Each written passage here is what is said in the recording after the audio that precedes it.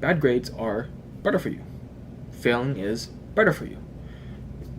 I found that whenever I did poorly on a test, the next test, no matter the subject, if I did badly in math and I had English, chemistry, physics after, I would do better in those.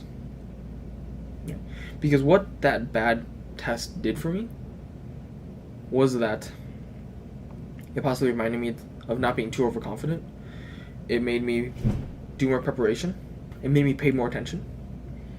By doing bad on an exam, it made the other tests after it better. It was a signal. It was a reminder to not get complacent.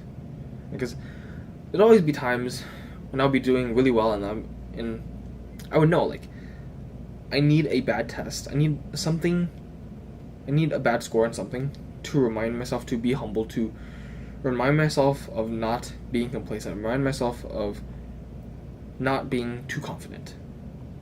I needed to do bad, in a sense. And every time I did bad, of course it hurt. It's like, shit, I did bad. Well, fuck. And then I would bounce back. Because I would get reminded, I would work more, and then I would do better. Success has a curse. And I'm dubbing it the curse of success. Cheeky, because success does not lead to confidence. Failure does. Or more accurately, it's surviving failure that leads to confidence.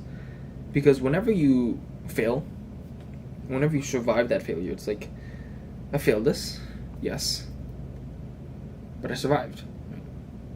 Even though I failed, I got through it. Therefore, I can survive this and other failures that may come across in my path. As compared to success, right? The more you succeed, the more anxious, the more afraid you will be of failure. Right? If you think about it, if I keep on getting A's all throughout high school, right? It's like the thought of getting a B is so much scarier than if I had been getting C's, D's, and E's, and then suddenly I got a B. It's a matter of perspective, in a sense. And the failure blessing, of which I'm dubbing having a lot of failures, because once you failed, it's relieving. Once you've scored a lot of A's, then you got a B, and then you survive that, right? Once you survive that failure, it's a blessing. Because all that pressure that was on your shoulders, all that pressure to get all A's, all those expectations are gone because you failed. All that stress, all that anxiety is gone now because you failed and, you survived. It's not the end of the world that you did badly on something. It's not the end of the world that you failed. And because of that, you can think clearer without that lens of desiring constant success. For one, failure teaches you way more than success ever will. Because with failure, you're always going to be more inclined to learn what you did badly, what you did wrong, how could you improve. With success, you are more likely to, I got an A, sweet, on to the next one. You very rarely reflect on exams done well, but you almost always reflect on exams done poorly. And besides that, we simply learn better from failure. We remember things more when we fail. Because, evolutionary, right? If we didn't learn from failure, we'd die. Simple as that. So we had to learn better when something failed in order to become more evolutionary fit, to have better fitness, and therefore to survive. And so for you, failing is good. Failing, doing something badly.